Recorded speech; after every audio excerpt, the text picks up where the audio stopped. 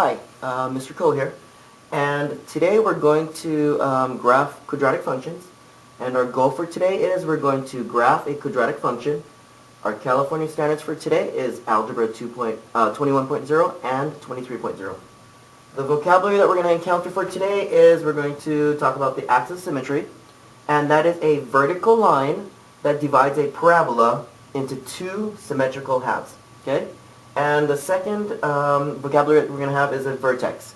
And the vertex is the lowest or the highest point of a parabola. So if you have a parabola going this way, it's the lowest point right here. If you have a parabola coming down like an umbrella, it's that highest point right there. It's directly in that middle of that parabola. So let's go ahead and get with it. There's a lot of steps involved, but I think going step by step and just kind of going slowly, you'll probably get the hang of it. Alright, so let's start off with finding the axis of symmetry. And to find the axis of symmetry, we're going to go ahead and use the axis of symmetry formula, which is right here. But before we do that, let's go ahead and label our A, B, and C, so that way we know what we're looking for. Okay? So, let's go ahead and look for the A. In this case, our A is going to be a 1, because if there is no coefficient in front of the x squared, there's always a 1. That's our coefficient, so that's A. And then we're going to look for our B. So the B is going to be this -4. That's the entire thing right here. Okay? And then our C, which we're not really going to use for today, is going to be this -5 right here. So this is our C. I'm just going to go ahead and circle that as well. So what we've done here is we've labeled A, B, and C. Now we're going to go ahead and use this formula right here to help us out. So let's start off with X. So x equals, and I'm going to go negative, and parentheses, we're going to go and substitute for b, and then over 2a. The 2 is always there, because that's part of the formula, and then we're going to go ahead and fill that in. So let's go ahead and fill it in. So let's start off with the b, since that's our top number. Since our b is right here, we've already established that that's our -4. That -4 actually goes in here. So don't forget about that -4. Now in here, we've established that since there was no initial number, the 1 is there. So we're going to go and put that 1 right here. And then now we're ready to solve. So we've labeled, we've used the formula right here to help us out, the axis symmetry formula. Now we've substituted for A and B, and now we're going to solve for X. So here we have our negative times a negative, and that'll give us a +4. And then our 2 times 1 is going to give us 2. Our x is going to be 2. Okay, so I'm going to go and circle that. Alright, so this is going to be very useful for our next step, which is to use this to determine our vertex. So I'm going to go on to the next slide.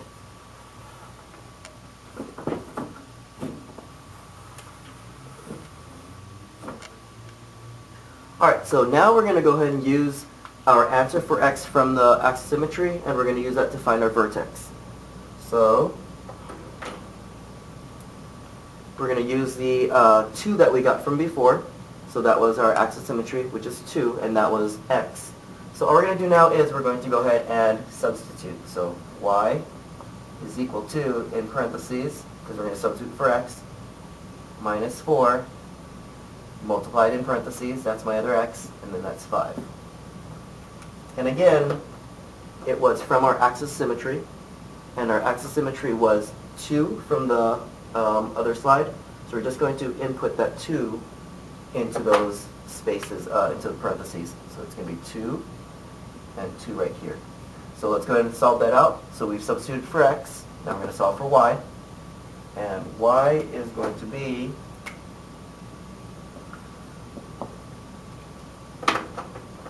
this is going to be 2 to the second power. That gives us 4. Minus 4 times 2 is going to be 8. And then our constant right here stays constant. We haven't done anything with it yet. Okay?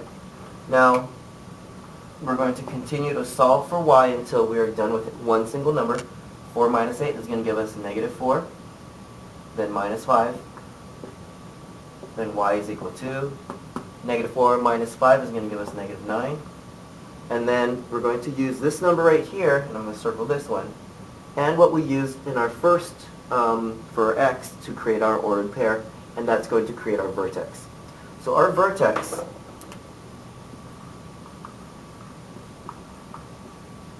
is equal to the 2, which is what we got from the axis symmetry, and then by using the axis symmetry and plugging it in, we got negative 9. Alright, so this is going to come in handy later on, because we're going to need that for when we're graphing the parabola in a little bit. So let's move on to the next part. Alright, so this is looking for the y-intercept. We're going to try to find the y. And this is actually quite a simple thing to do, just because all you're really going to do is you're going to substitute 0 for x. So wherever you see the x, you're going to substitute 0 for it.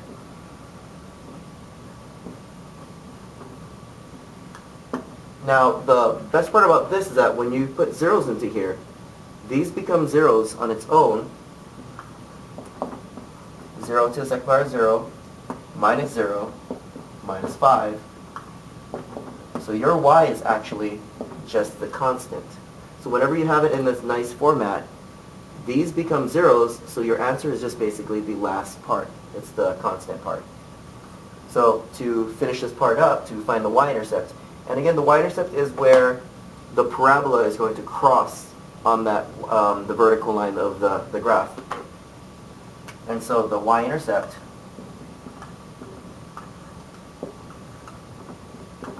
is equal to, and remember we placed 0 into here, so I'm going to put 0, and then our y is negative 5.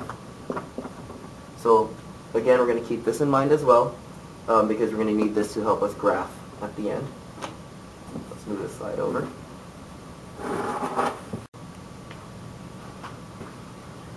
Alright, so for finding the x-intercept, we're going to go back to what we learned before, I believe, in the last chapter that we talked about.